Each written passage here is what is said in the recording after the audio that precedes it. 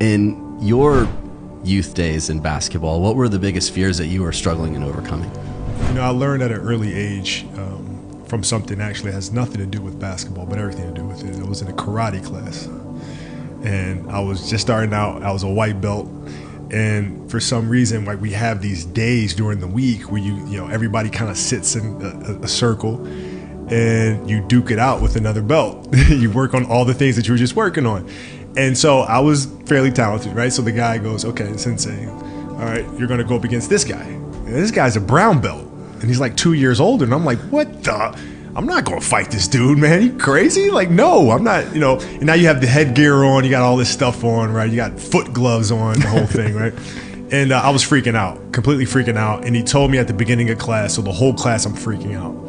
And so I wind up fighting this guy, and I get my butt kicked. Right? But I remember, I was about 8 years old. In the car on the way home, I remember thinking that my imagination made it worse. In my own head, it was going to be the worst thing ever. Then I actually fought him, and it wasn't. I was like, it was okay. You know, I did okay. Right? But that taught me a very early lesson, is that we can get in our own heads so much. We can psych ourselves out so much. We can almost talk ourselves into a fearful situation, right, as opposed to just being. And I've never forgotten that lesson.